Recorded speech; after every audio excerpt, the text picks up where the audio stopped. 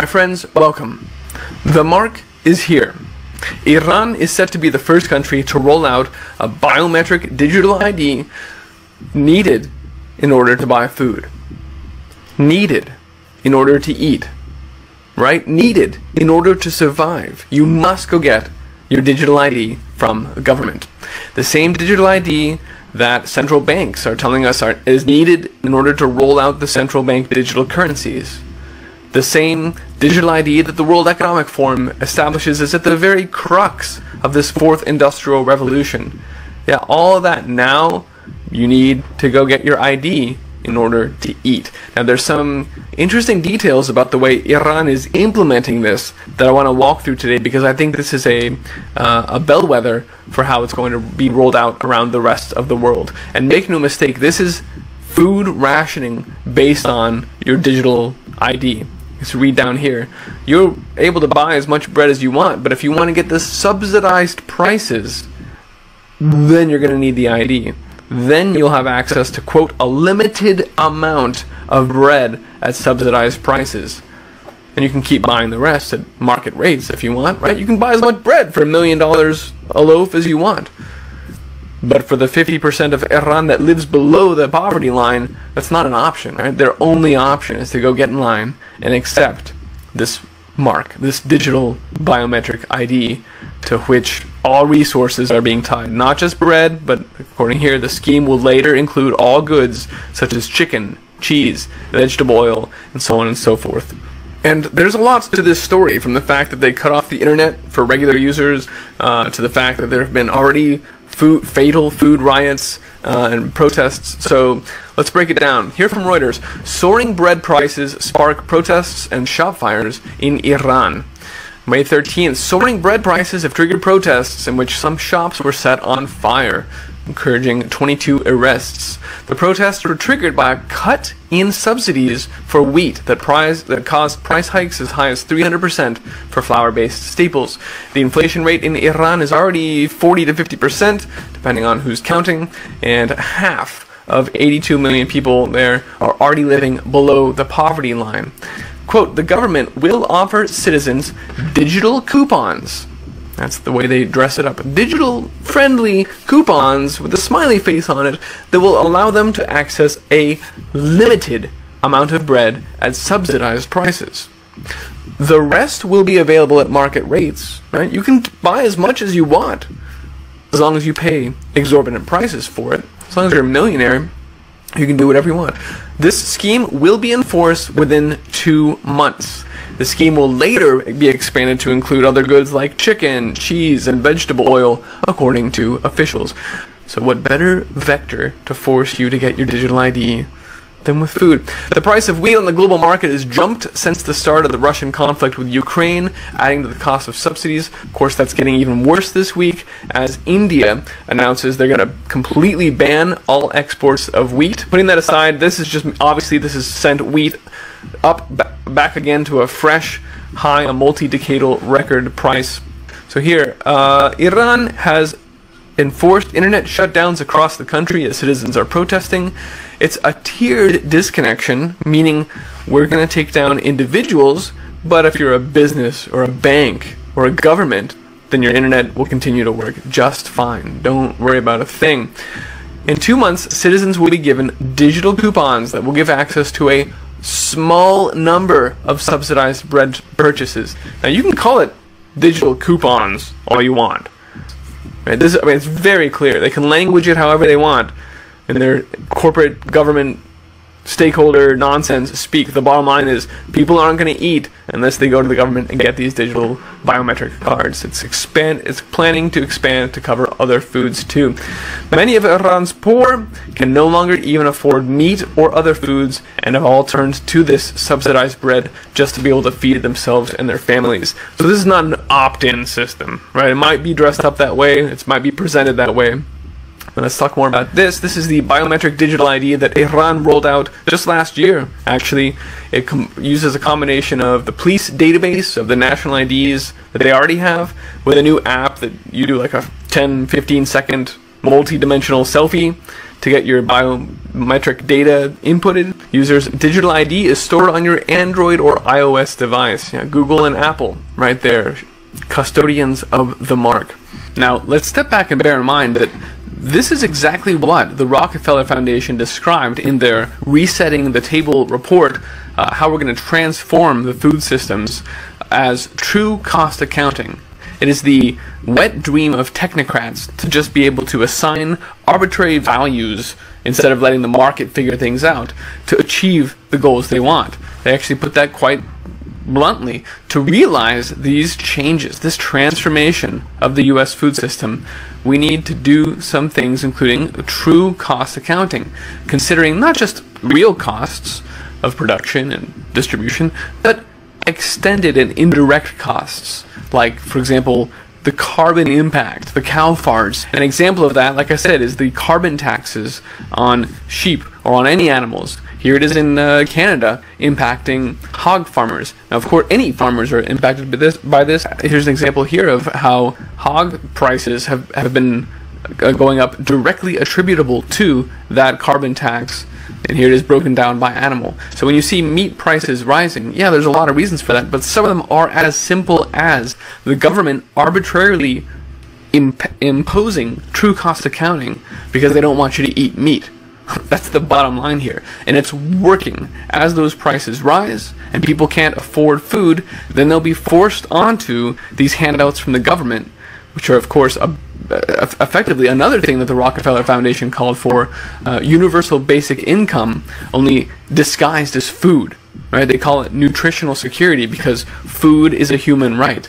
So you can see now a lot of the agenda that's described by the Great Reset and the Fourth Industrial Revolution is being wrapped up in assistance to hungry people, because that's how they're ramming this agenda through. And so now you've seen the whole thing, right? We've talked about it for years, but now you've seen we're going to cause a tremendous run-up in food prices. When people can't afford to eat, we will offer them food tied to the exact system of slavery that we've been wanting to roll out. This is a classic problem-reaction-solution Hegelian dialectic played out using the most potent form of controlling people. As Henry Kissinger said, if you control food, you control people, and that's exactly what they're doing here. I think we're going to keep this as a short video just because this is such a potent thing, but let me also just quickly add that this is already being spec'd out and implemented around the rest of the world, although it hasn't been announced yet. That's the only difference, is Iran is already there telling their people to go get in line for a digital ID, whereas the rest of the world is all putting the systems in place and waiting until people get pissed off enough to tell them to go do it. For example, just as Iran will have now perfect data of who is buying what and where and when, right? They're going to know exactly who's buying bread and for whom at all times, because it's all going to be tied to these digital IDs. The government in the US is also working on something like that. They've already implemented an AI weapons system that is ingesting all retail transactions from grocers around the nation. This was done in early 2020, as you can read here from Defense One magazine, in order to monitor the supply chain for weaknesses. But in reality, the bottom line is they're aggregating all grocery transactions down to the retail level, tied to your little shopper ID thing, right? In order to keep track of where food is going. This is, guys, this is the easiest, most succinct way to say this is echoing the goals of Agenda 2030, which was perfect awareness of all resources and economic activity on the planet. That's what's being implemented here.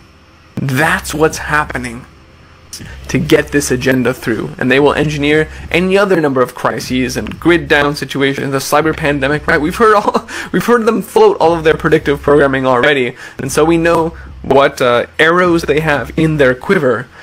But to understand what we'll be experiencing over the next few years, the most important part is that that is their goal, is to get everyone tracked and traced and tied in. That's why we have satellites in the sky watching us called climate tracing. That's why we have biobots in our sewers sampling the wastewater to know what we're eating. They've announced these things. They said it wasn't just for pandemic detection, it was for monitoring diets.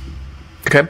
We are being tracked and traced and labeled and given digital IDs and food rationing from all sides right now. And this latest step from Iran, I think, is very illustrative, but it is still just one link in the chain that seeks to enslave us all.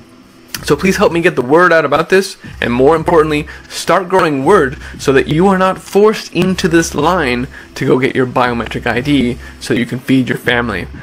That's the only way forward, folks. New food systems must be stood up now. Decentralized food systems and communities working in them and defending them against the powers that seek to enslave humanity. Let's go grow abundant food and raise awesome animals and have a good time doing it. Thanks for watching, folks. Be well. America is already suffering a food shortage, which can be felt by rising costs and emptying shelves at the grocery store. But this is a cakewalk. It's going to get much worse. The writing, as they say, is on the wall. Any reasonable person can see that this is all being done deliberately. Over 10,000 cattle just died, and we are told that it was due to 100-degree weather. And in just the past 17 months, nearly 100 disasters have mysteriously befallen the American food industry. Dozens of catastrophic fires burning down food processing plants, in multiple cases caused by small aircraft crashing into them. Thousands of tons of meat destroyed. Over 2 million turkeys have been destroyed. Over 40 million chickens have been destroyed. And with the rising cost of fuel, farmers are unable to harvest their crops. And it's only just beginning. This is the second time in a week that something like this has happened. On April 14th, a plane crashed into the Gem State Processing in East Idaho. What's going on here? Well, the story gets weirder. Food processing plants all over the country seem to be catching fire. A couple of days ago, a fire destroyed the headquarters of Azure Standard, one of the largest organic food distributors in the country. At the end of last month, a fire severely damaged a fresh onion packing facility in South Texas. In Oregon, a potato chip processing plant just reported a boiler explosion that sent workers to the hospital. So industrial accidents happen, of course, but this is a lot of industrial accidents at food processing facilities at the same time the president's warning us about food shortages. They're getting hit by planes and catching fire. What is going on here exactly? Jason Rantz hosts a radio show in Seattle and joins us to put it into perspective. Jason, good to see you. Good to see you. Yeah, obviously when something happens every so often, you obviously hope that there's no significant damage and certainly no one gets hurt, but you kind of write it off. It's not that big of a deal. Accidents happen. But when you've got well over a dozen food processing plants and warehouses getting destroyed or seriously damaged over just the last few weeks at a time when the food supply is already vulnerable, it's obviously suspicious, and it could lead to serious food shortages. That's why some folks are now wondering, well, number one, what's going on? And you've got some people speculating that this might be an intentional way to disrupt the food supply. Wait, may I ask you to pause there really quick? Can I just ask you, I just want to nail this down so our viewers understand. There have been confirmed over a dozen disabling accidents at food plants in the last month, over a dozen. Absolutely, and we're talking about some really significant plants. The Taylor Farms facility in Salinas, California was completely destroyed by a fire last week. We've had two major potato processing plants in Belfast, Maine and Warden, Washington that were completely gutted, which is happening at a time where we already have a potato shortage globally. You were talking about the onion supply at that Rio Fresh, but it's not just produce plants. Last month there was a fire that took out a Nestle food plant out in Jonesboro, Arkansas, and that's impacting frozen food brands like Hot Pockets or Stouffer's, which maybe you might buy if you can't get fresh food from a warehouse that just exploded. And that Shearer's food facility you just mentioned in the open, I mean, that's the only West Coast facility that they operate. So there is some significant concern, of course, that this is going to impact the supply chain. Now, to be clear, the timing is very suspicious. It's obviously concerning. Police are saying that these fires are due to faulty issues with equipment, so they're not saying that this was intentional. Either way, it's obviously going to have some significant, implications in us getting our food. Yeah. I mean, an hour ago, a plane crashed into a General Mills facility? we'd already planned this segment. I'm sorry. I'm sorry. The onus is on people who think that's a conspiracy theory to explain what is going on. What are the odds of that? I have no idea. July 11, 2022. Welcome to the Stu Peters Show. My name is Stu. Well, Bill Gates first made his fortune in computers. But now the world's fourth richest man is pivoting from technology to the world's oldest source of wealth, land. He just can't get enough of it. Every year he just keeps acquiring more and more land. Just last week, he won legal approval to buy another 2,100 acres of farmland in North Dakota for $13.5 million. At this point, as we're talking right now, Bill Gates owns more than 250,000 acres, more than 250,000 acres of farmland in the United States.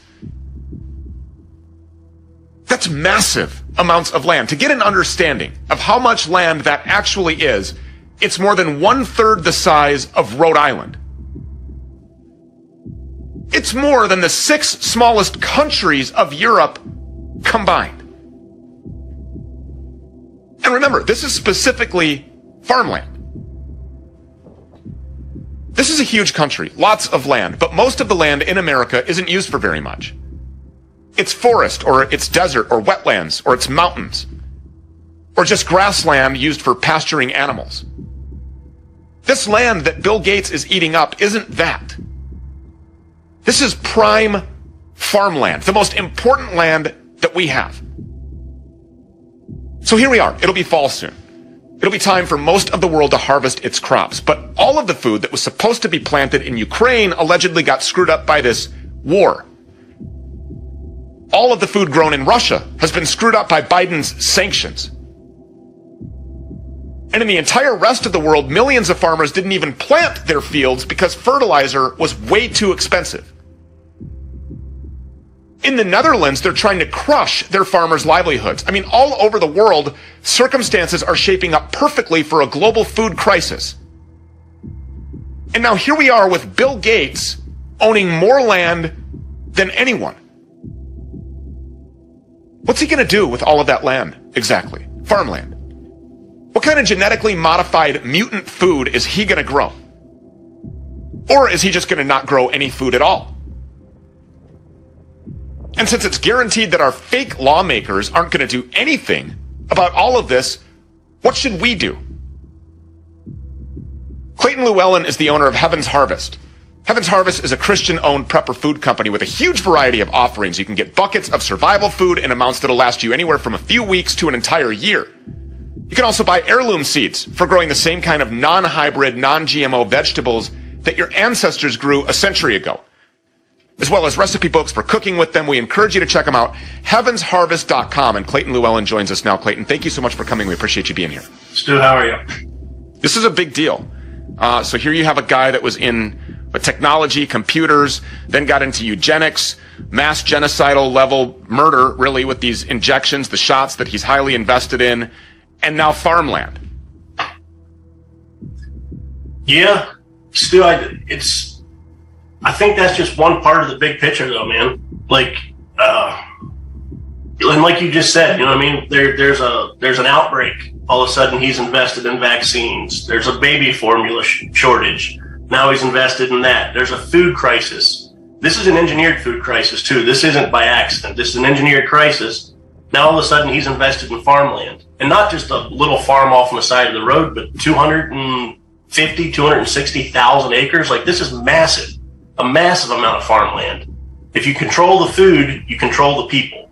Now, that's not enough to put like a dent in, our food supply, but that is enough to start affecting it.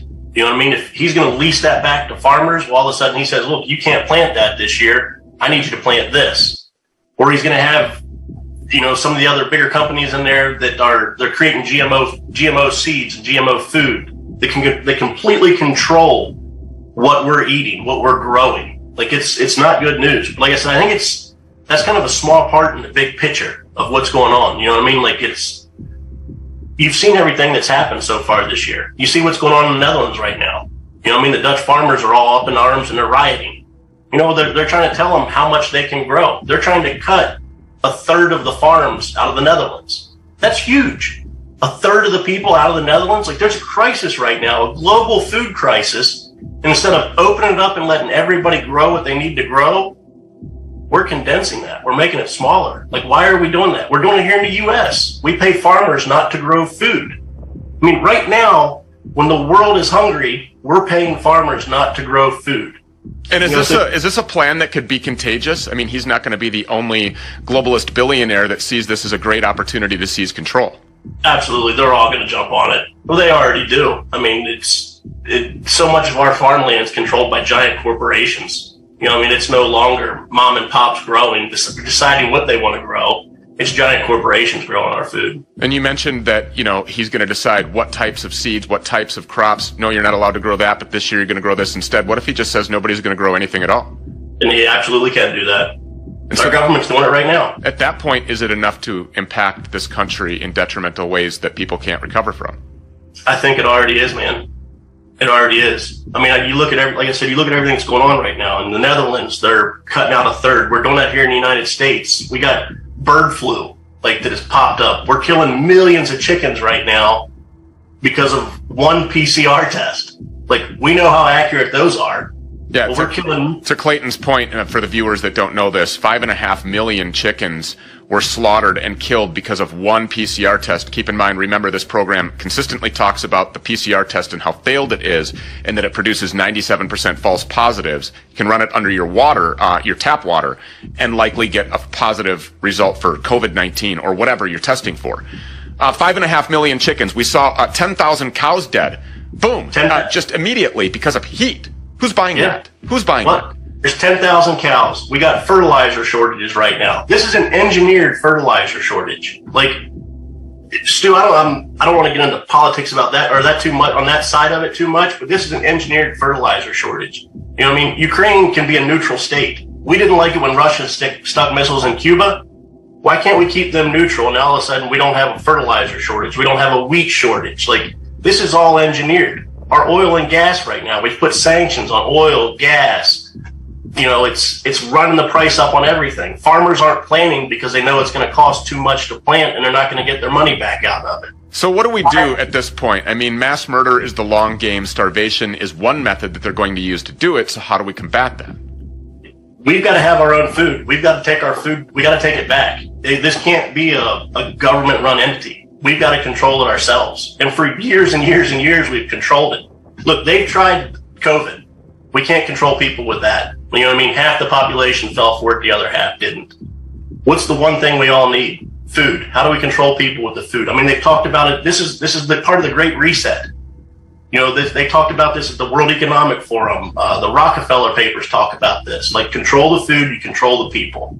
And now we've given it up to Bill Gates, giant corporations. Like, they're running this one, you know, inside and out. You look at what Iran's doing right now. I mean, Iran's like putting up I know it's Iran, but they're kind of the first ones to start it, like a digital ID, where if you want to buy food, you got to scan your face, match it up to your driver's license, and then you get a discount on your food. I mean, you can still buy it, but if you want to pay $200 for a loaf of bread, you can buy it. If you want to pay $2, here, you got to scan your ID to buy food. Technology that was designed for good is always used and morphed into something that can be used for power and control and to affect subservience. I predicted and was called crazy for saying a long time ago the vaccine passport is going to be used with blockchain technology, and likely your smart refrigerator will require you to scan your vaccine passport in order to even open it up and consume food that day. That's really where we're headed. Oh yeah, absolutely. Absolutely. I mean, this is like a universal basic income disguised as food. You know, I mean, it's scary where we're going, and we've completely relinquished control of it. You know, we got to get back to where we take care of ourselves. You know, every family needs to have 6 months of food, a year of food. We need to start growing gardens. Stu, when I grew up, I remember Mom telling me to go down to the basement and get some potatoes out of the root cellar. Like, we all had root cellars. We all canned. We all had gardens. I mean, after World War II, we had victory gardens. We were encouraged to plant a garden to feed ourselves. Do you hear any of that right now? None of it. The only thing we're talking about is we've got world leaders coming forward and openly saying there's going to be a global food crisis. And they're not lying, because they're the ones that are manipulating all of this. They're controlling it. They're the ones that are trying to do this to us, and we have to be able to stop them.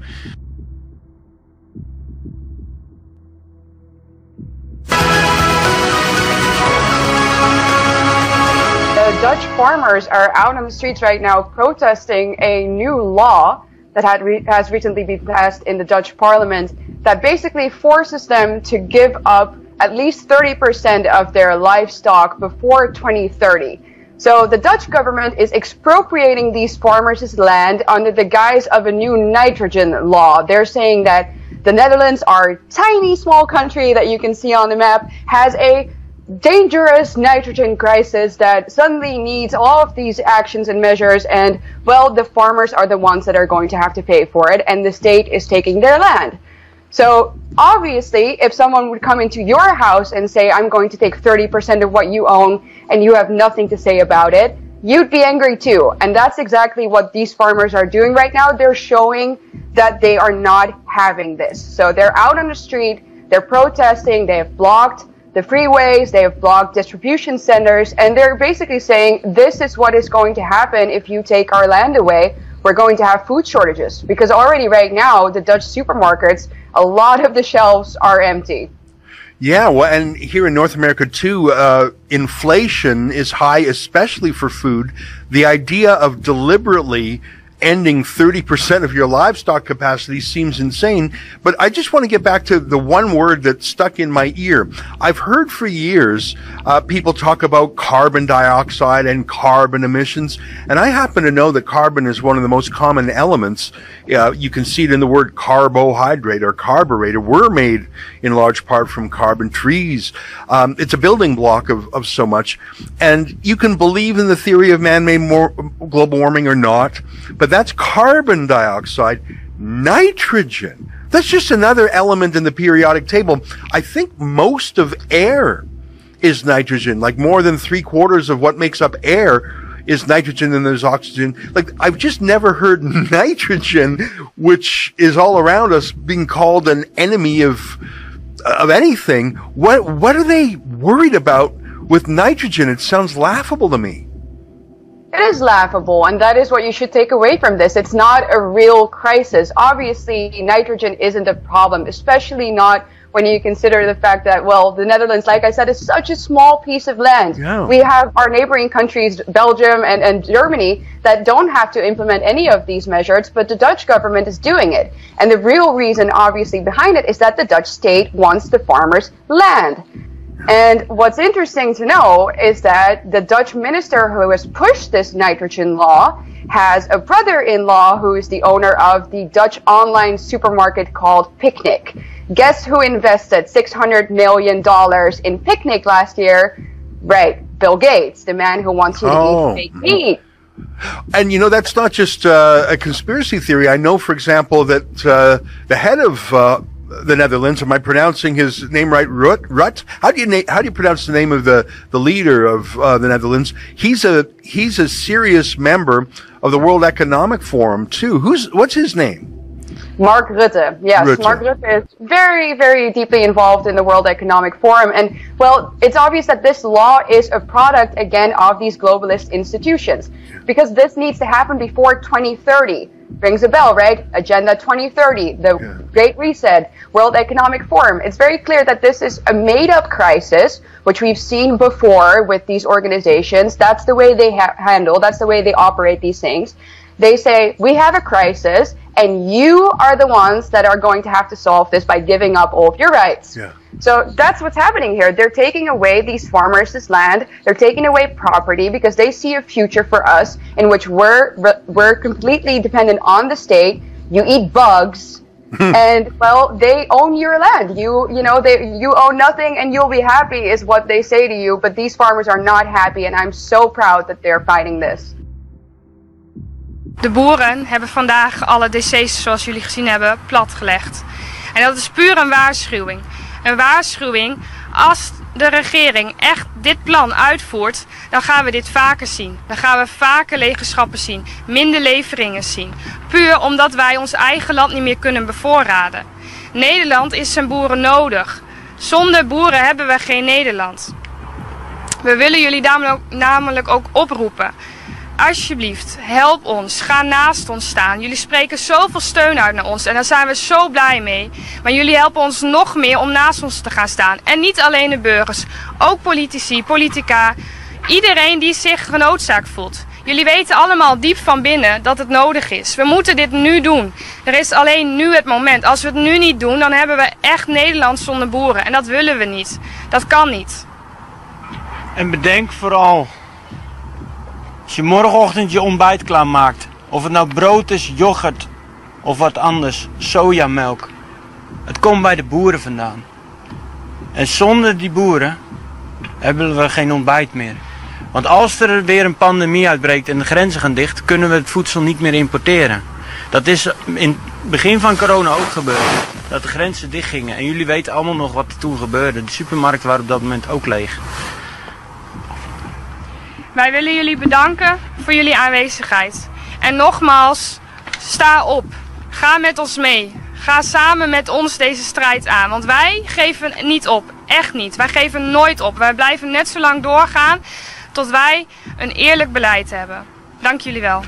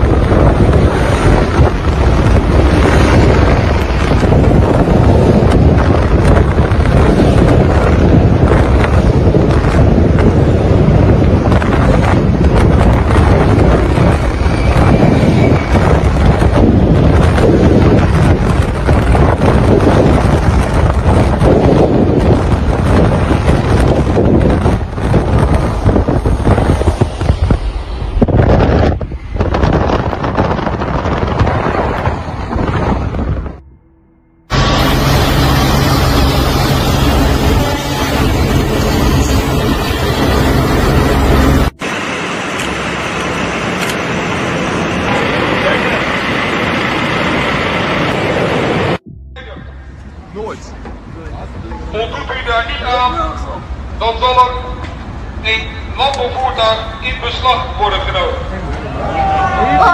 Attentie, attentie. Hier spreekt de politie. Op last van het bevoegd gezag vordert u dat u met uw landbouwvoertuig de snelweg verlaat.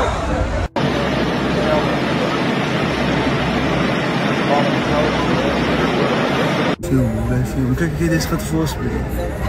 Nee joh, hé, wapens jongen, wapens! Hé, wallah, rij weg jongen, rij weg! Wapens is daar!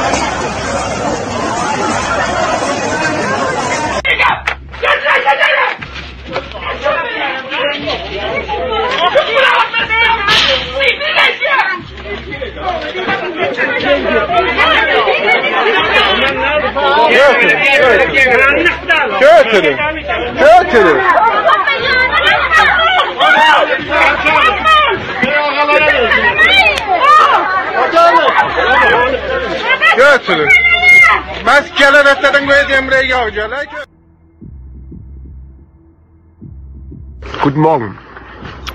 Wie viele von euch habe auch ich schlecht geschlafen, weil ich viel über die Ukraine natürlich nachdenken muss. Aber mich hat gestern auch etwas anderes nicht schlafen lassen, nämlich das hier.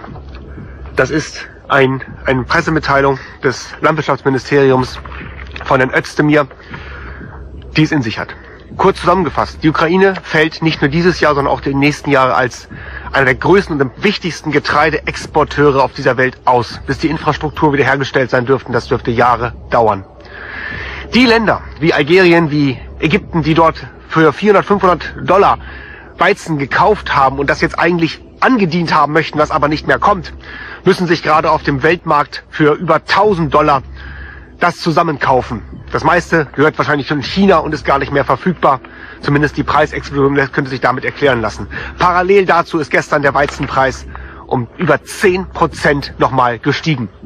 Die Länder versuchen verzweifelt, physisch Getreide für ihre Bevölkerung ranzubekommen, die dann wahrscheinlich gar nicht mehr bezahlen können.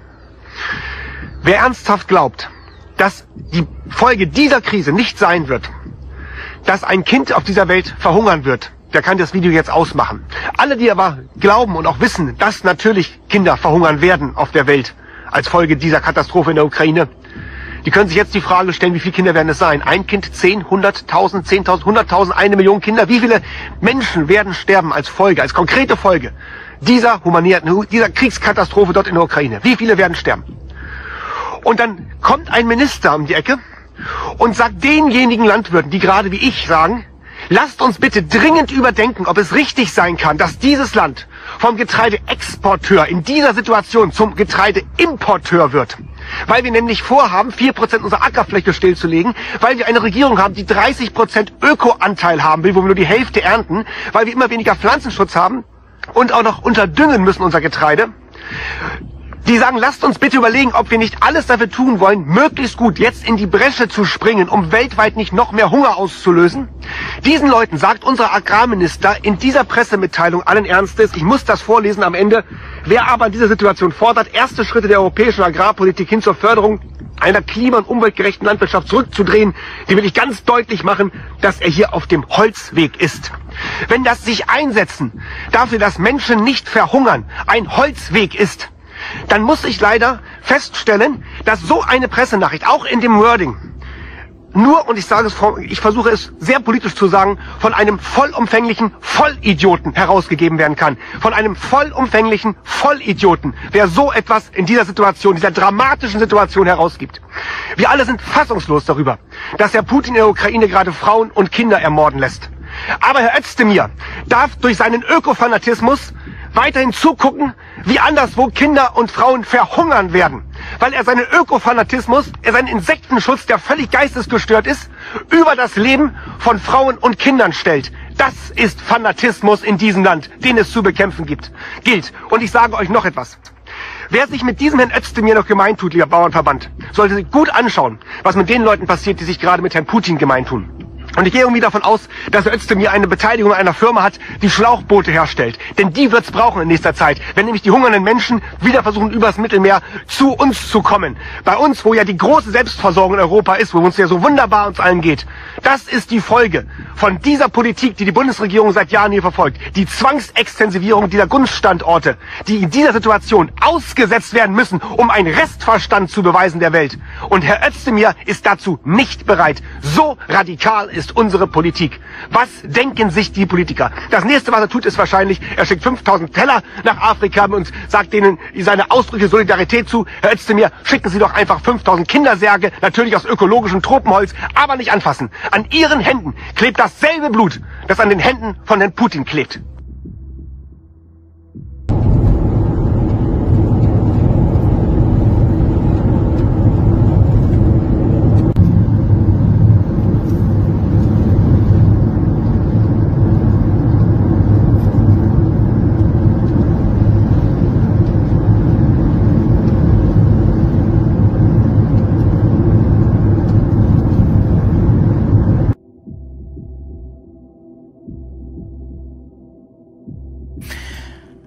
start out by talking about the imminent famine. The situation in KwaZulu-Natal, the KZN province, is becoming dire as stores are closed or empty. Most stores been looted multiple times. They're closed or completely empty.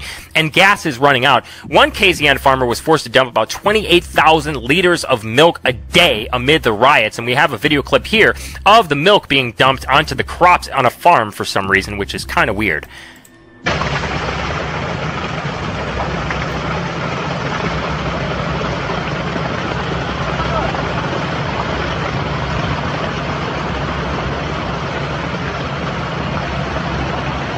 It says, quote, a witness wrote, quote, National Warehouse situated in KwaZulu-Natal, the biggest food distribution center in Africa and South Africa, is being looted to the bone by thousands of looters. This is the central nerve center for bulk distribution in KZN, supplying ShopRite, Checkers, Woolworths, Spar, and Game. This means not only retail, but even the bulk supply of food channels are being completely destroyed in KZN. There will be starvation and famine in KZN as early as next week.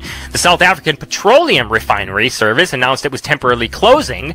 Due to the unrest, rioters were seen looting gas stations at considerable risk. And we have a video clip here of some of the rioters looting gas stations. Take a look. Taking gas from the tanks underneath the ground. People are getting petrol directly from the underground tanks. A guy going right deep inside. Already they said you can right now. Tommy, people are actually having full access to the mall right now. They are doing what they want to do. Some shops are being looted. Yeah, people are running in and out. They're carrying whatever they've been carrying. They've succeeded right now. So I'm not sure what is going to happen from this point. I don't think there's any manpower that is going to come from anywhere to assist police officers that are here. There's a food lovers market shop that is also being looted right now on our right. It's a fruit and veg shop. People are also getting inside there. There's a better bed shop that's also being looted as we're speaking. People are carrying plastics, others are using trolleys. So it's a very bad situation. Towards this community, people are saying we are doing this because we're hungry, we don't have jobs. So if there's an opportunity for us to get inside the shop and get whatever we can for our families, that's exactly what we're going to do.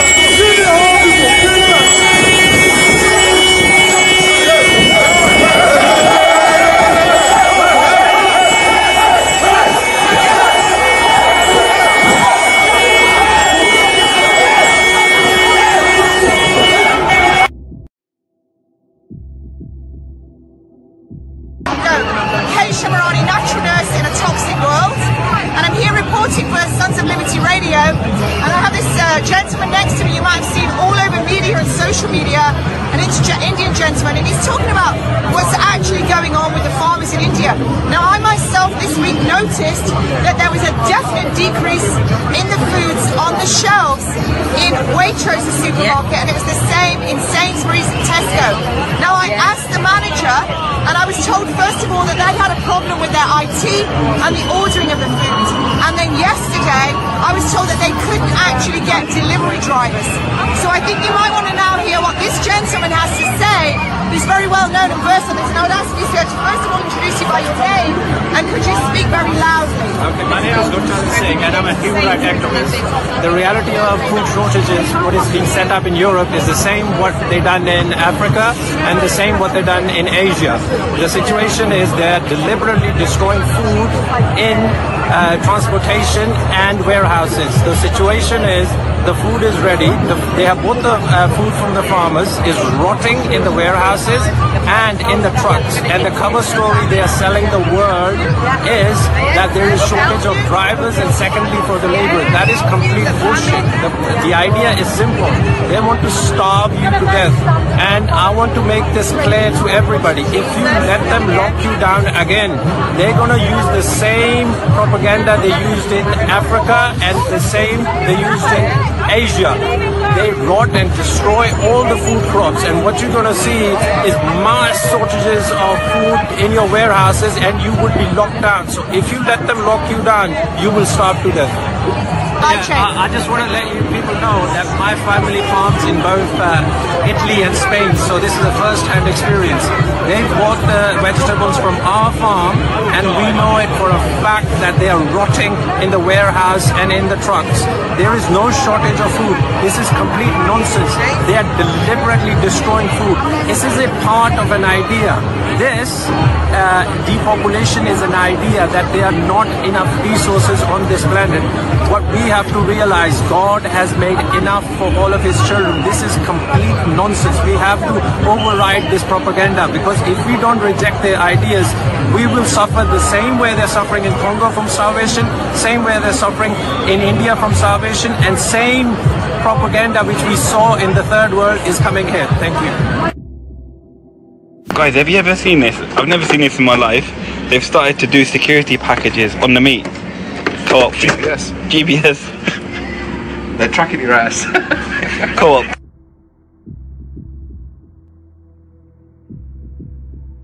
Geopolitics and Empire is joined by Renaissance man Gonzalo Lira. Gonzalo is a Chilean-American author, filmmaker, journalist, financial blogger, YouTuber, Coach Red Pill, and many have been following his commentary on his Gonzalo Lira YouTube channel over the past months regarding the Ukraine situation. Good to have you on Geopolitics and Empire, Gonzalo. You know, Russia is winning this thing not just on the battlefield, but also internally. They're getting over the fact that they don't have Zara clothing or BMW cars, because, you know, you can live without some name brand clothes and some name brand car. But you can't live without food, you can't live without oil, you can't live without heating gas, which is what's happening to Europe. These dumb Europeans became completely dependent on Russian energy. Trump warned them about this years ago, back in 2017 at the United Nations. And the German delegation to the UN openly laughed and mocked Trump. And he was right. I'm not endorsing Donald Trump. I think he was a fool in many regards. But he was absolutely right about what the Germans were doing. They were putting themselves in the position of being owned by the Russians. And the Germans, out of this weird hubris of not understanding the reality of the situation, decided, hey, we're going to sanction the Russians who are supplying us with these basic resources that we cannot find anywhere else. We're going to sanction them. We're going to go to economic war of attrition with the Russians. I mean, how stupid can you get? See, I blame the Europeans for this hole that they're in. I have no sympathy for them. European bros, you know, I'm very sorry, but you were the idiots who allowed this to happen. You're just going to have to put up with it and deal with it and go cold in the winter and go without electricity in the winter and go without food in the winter. It's your own fault, you fools. Xi Jinping and Vladimir Putin would be friends with the devil if long-term it helped their own people. Because that's their priority, as it should be. They're not impressed, or they're not interested, rather, in impressing other people or playing some ideological game. Whereas the World Economic Forum, all these fools, that's what they care about. You know, Justin Trudeau, he doesn't give a shit about Canadians. He cares about impressing his buddies at the World Economic Forum and being part of the club. See? Look now, for instance, in the United Kingdom, the Brits, you know, they're getting rid of Boris Johnson, even though he's still at number 10 Downing Street. And you have all these other people running for his office, you know, in the conservative leadership. And they're all the same. They're all cut from the same cloth. They're all losers. They're all globalists. None of them are going to fix the problems. and they might give pretty speeches, but all those pretty speeches are just lies, and they're not going to do anything. They're just not going to do anything. And yeah, because it looks like the leadership class that we have is just, we have to get rid of them, because they are no longer leading the people. They are actively going against the people and trying to hurt the people, it seems to me. Yeah, I totally agree, and just wanted to get your thought on what this further might look like as the months and years go on. My biggest fear, the threat that I see, is this. I mean, it's like the Great Reset and the Green Agenda. The Green Agenda is like this death sentence, right? Turn off all of the food. It's like a global Holodomor. Turn off all the food, energy. Everyone freezes to death. Wipe out the middle class. And then this neo-techno feudalism of this, the vaccine passport, which essentially I see it's the social credit system they want to implement in all countries. And I've seen it in Kazakhstan. Yeah, it's even worse than that, because what's going to happen is that, see, with a vaccine passport, it doesn't really matter about the vaccine. What happens is that you're forced to have this kind of digital account, and they'll give you digital currency, but then this digital currency won't work if you don't buy the things that they want you to buy. See, when I have like $100 in my pocket, I can use it to spend whatever I want. I can pay for schooling if I want. I can pay to buy a car. I can pay my $100 to buy drugs or pornography or flowers or anything. But with digital currency, they can fix it so that you can buy some things but not other things. And they can control how you spend your money. And therefore, your money is not really your money. Or let me phrase it, you're not really free to spend your money. You can only buy the things that the government tells you to buy, that the experts tell you to buy, irrespective of whether you need it or not.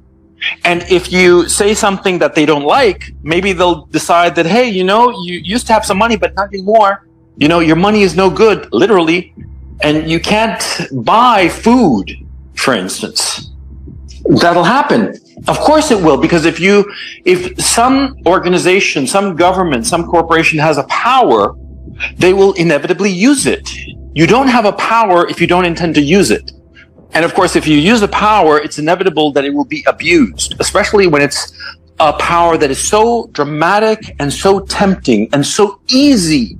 Because, it's so easy to simply flip a switch and you or me or anybody can no longer has any money, and we can no longer buy food. It's so easy, and that's why it's going to be so tempting. And that's coming. Okay? Don't pretend otherwise. It's coming. It's inevitable. And the thing is, see, people keep saying, oh, Trump will come back. No, he won't. And even if he did, he's not going to do a damn thing, because he didn't do a damn thing the last time. He was a loser. I mean, really, he didn't do anything. He talked a lot, but didn't actually do anything. And, there is no one who will save us. We have to save ourselves.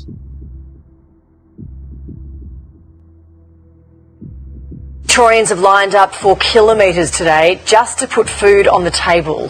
Foodbank has been inundated at pop-up drive-thrus, handing out free food to thousands of families battling the soaring cost of living. Adam Hegarty reports. Thousands in a very long, different Sunday queue, not for the footy or a show, but for a food handout. The sign of the times is purple. Foodbank. Bills are rising, everything's rising, petrol, everything's rising. A little bit of help for, especially during school holidays. In our cost of living hell, the charity is a godsend. Those at the front getting there 3 hours before gates opened, many lining new territory. Has your family ever sought charity like this before? No, things are getting hard, 2 drive-thrus, 2 boxes per car, with fresh food and pantry essentials. We've got a few boxes for you. Do you want them in the boot or the back seat? At Epping's Melbourne Market and Chobani Warehouse in Dandenong South, enough food bank supplies for 2,000 families. It wasn't enough. And yes, many here do work for a living. It's why it's happening on a weekend. But it's not people on the street anymore, it's people in your street. A lot of the people have never been to charity before and don't know where to go to look for help. This is the extent of the turnout. This was the first line that formed earlier today, but those at the end were told to redirect and get to the back of this second line. Well, insects have long been a part of the diet in Asia and Africa. In Europe, not so much. But habits are, of course, changing, especially as people avoid more animal products. And some see a market developing there. Well, today, the European Commission has officially declared mealworms to be food. It could be a game changer for insect farmers, many of whom are operating under temporary licenses. They're now hoping to grow their businesses and turn insects into another source of protein for Europeans, even if just a niche one. Our reporter Lars Halter visited one of Germany's largest insect farms and sent us this report.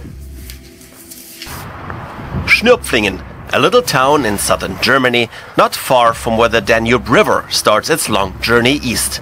There's a small church and fields as far as the eye can see. And it is right here where you can catch a glimpse of the future of our food. And these guys have nothing to do with it. No, we're looking at another source of protein, and it's coming from this rather nondescript place.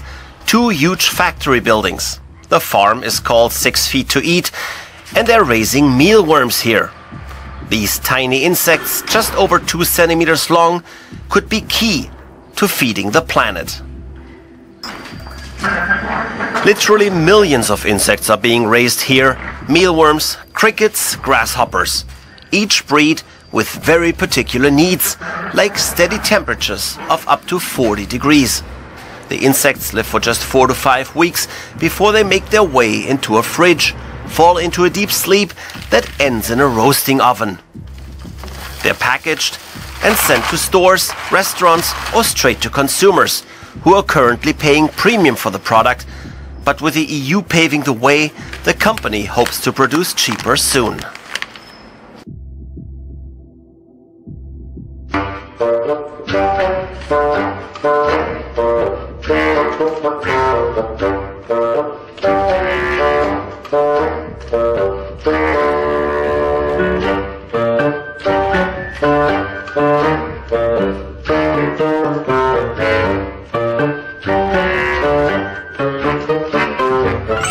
So these are called tenebromolitors. They're small mealworms, and these are some of the most common insects used in mainstream insect eating.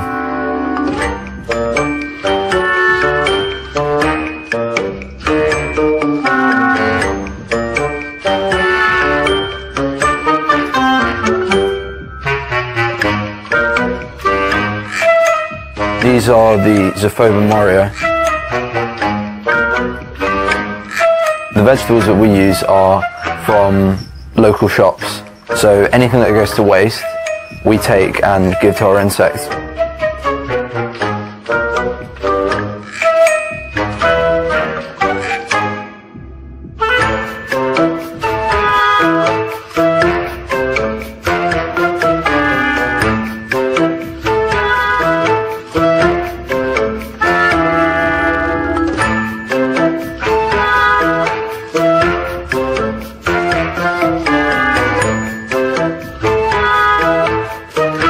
The flavour that they have is kind of not conventional, because obviously you don't find insects that much in mainstream cuisine in the West. The smaller mealworms have like a nutty taste. The larger mealworms have the texture of chicken almost, but they also have kind of an almondy flavour. It's an interesting taste, and it works on a lot of dishes. It's usually used as a supplement, but you can also make them into flour, which is then used in biscuits and cakes. And it's really rich because of the protein, so you can make really filling snacks from them.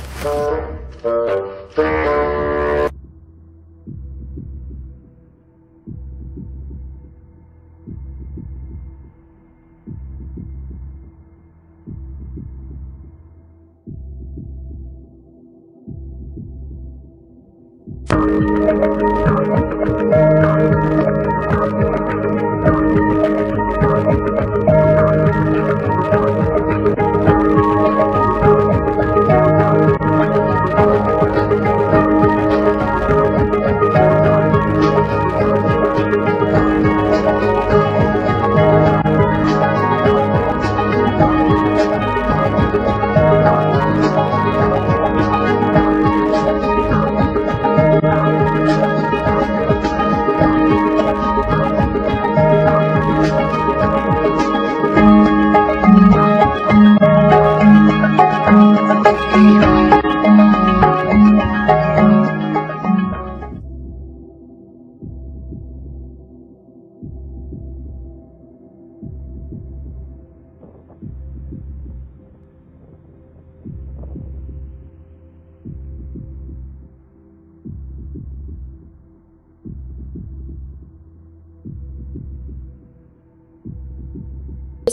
know that there is no such thing as cheap energy, because the price of cheap energy has always been our lives, our health, our lungs, our cancer rates. Millennials and people, and Gen Z and all these folks that come after us are looking up, and we're like, the world is going to end in 12 years if we don't address climate change. And your biggest issue is, your biggest issue is, how are we going to pay for it? And like, this is the war, this is our World War II. The trampling of indigenous rights is a cause of climate change. The trampling of racial justice is a cause of climate change. The fossil fuel industry and the future of humanity are fundamentally incompatible. They just are. I mean, that's not a political opinion. That is the science. We continue to burn fossil fuels, our planet will become inhabitable. Even while I was on vacation, I woke up in the middle of the night at 3:30 in the morning, just concerned about climate change. I'm 29 years old. I really struggle sometimes with the idea of how to be a policymaker and potentially have a family in the time of climate change. And it really freaks me out, and it can be really, really scary. We are kind of blowing past a lot of the markers that scientists thought would happen years from now, and they're actually happening now. Our glaciers are melting, our sea levels are rising, and I'm scared sometimes too about the world that I'm going to be living in, that we're all going to be living in. I sometimes fear what we're going to be living with when I'm 40, 50, 60 years old. I'm scared about disease. There are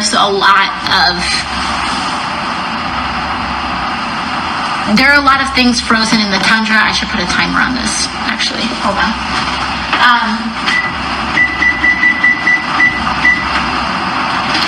There are a lot of diseases that are frozen in some of these glaciers, that scientists fear that there's a potential that a lot of diseases could escape these melted glaciers, things that were frozen for thousands of years, and that they're going to get into our water, and that humans could contract them, and they are going to be diseases that are thousands of years old, that have vectors that we are not prepared for, that we have never seen. And so, that's a concern. Even if there are no diseases frozen at all in these glaciers, you have diseases that are spread by mosquitoes, and now mosquitoes are starting to fly further north that carry diseases like malaria and a whole slew of other things.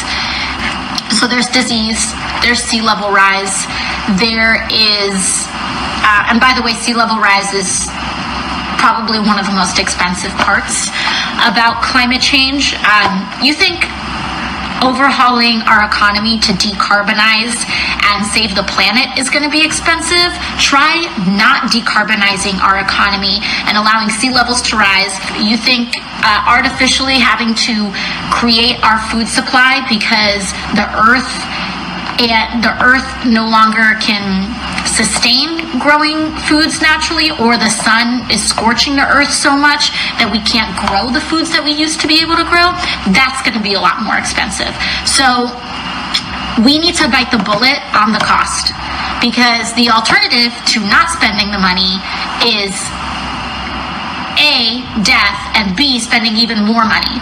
So, but anyways, I understand the fear, and I am not immune to that fear. I think about the kind of family that I want to plan, but even now, when you put climate change on top of that, I know that I want to, perhaps have one less child than I thought I would maybe have, if I can even have a child biologically. I don't know. I haven't tried.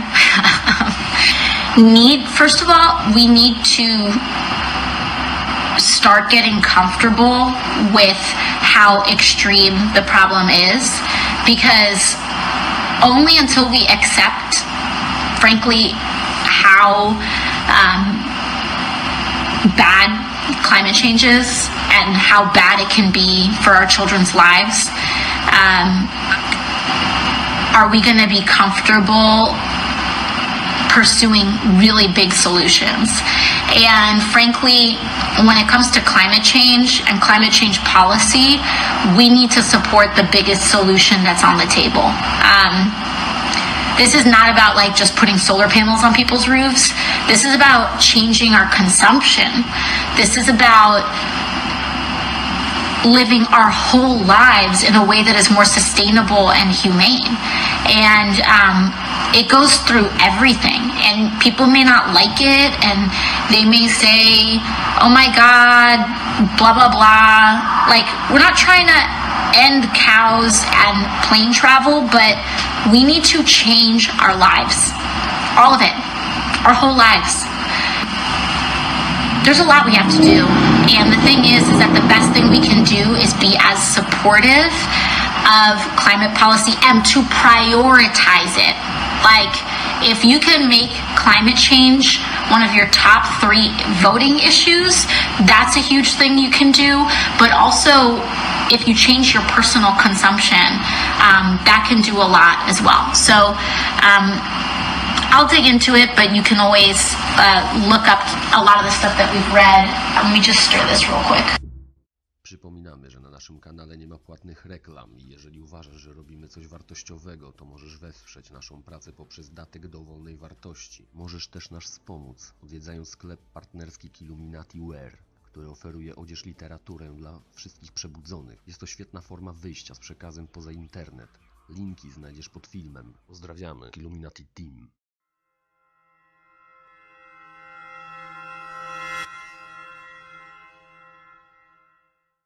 Dodaj łapkę w górę i subskrybuj nasz kanał. Pozdrawiamy, KILLUMINATI Team.